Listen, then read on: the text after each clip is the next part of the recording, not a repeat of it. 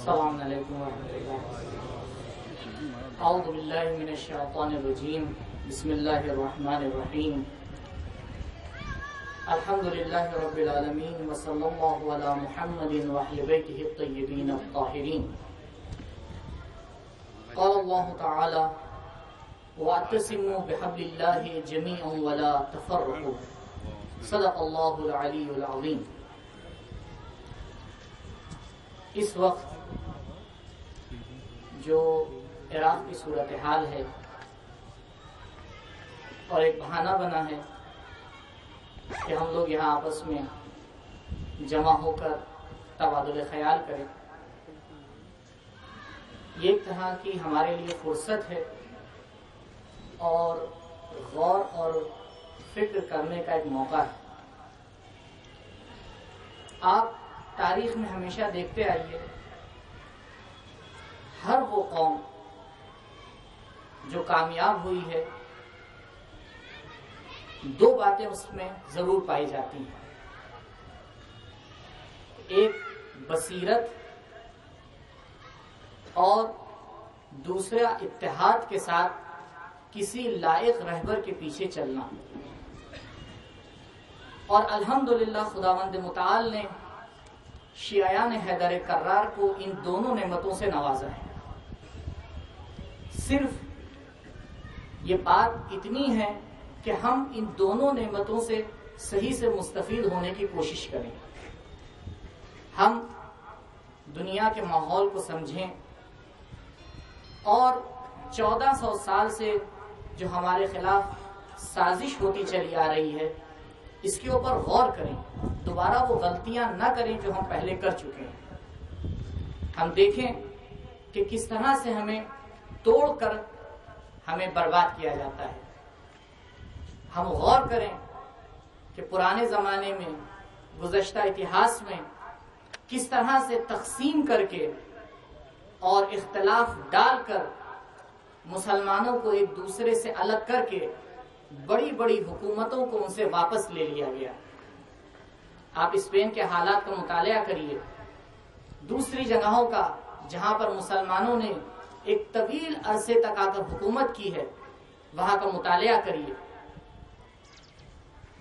میں پہلے بھی اس بات کو شاید کہہ چکا ہوں کہ جذبات جب تک عقل کے سائے میں اور عقل کی رہبری میں رہتے ہیں اس کو آگے بڑھاتے ہیں، لیکن جب یہ جذبات عقل ان کے سائے میں آ جاتی ہے تو انسان غلطی کرتا ہے۔ لہذا پہلی ذمہ داری ہے کہ ہم اپنی بصیرت کو بڑھائیں، صحیح سے ماحول کو سمجھیں، جذبات میں آ کے نہ بات کریں نہ فیصلہ لیں، دیکھیں کہ ماحول کا تقاضا کیا ہے۔ اور یہاں پر جو ہمارے علماء ہیں، جو لوگ آپ کو باتیں بتا رہے ہیں، اس کے اوپر چلنے کی کوشش کریں۔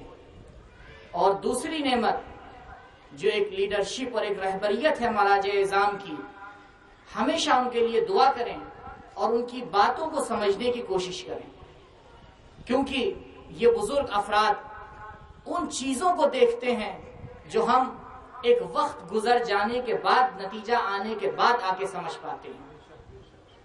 جب وہ فیصلہ لیتے ہیں، جو وہ آیات الہیہ اور اہل بیت علیہم السلام کے کلام کے سائے میں آ کے فیصلہ لیتے ہیں، تو ہو سکتا ہے کہ ہماری سمجھ میں وہ فیصلہ صحیح نہ ہو، لیکن جب نتیجہ سامنے آتا ہے تو پتہ لگتا ہے کہ وہی فیصلہ وقت کا بہترین فیصلہ تھا۔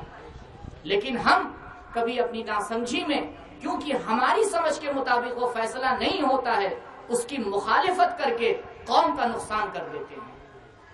لہذا ان دو باتوں کے اوپر اگر غور کیا جائے تو ہمیشہ کامیابی اور کامرانی ہمارے ساتھ رہی ہے اور انشاءاللہ اس سے بہتر بھی ہمارے ساتھ رہے گی۔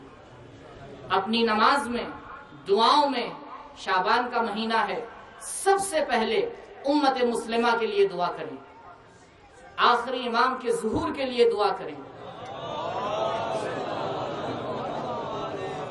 اور اس بات کے اوپر غور کریں کہ پروردگار کائنات کو یہ بات سمجھا دے کہ ایک ایسے معصوم رہبر کی ضرورت ہے کہ جب تک کہ وہ نہیں آئے گا دنیا کے یہ فسادات ختم نہیں ہو سکتے۔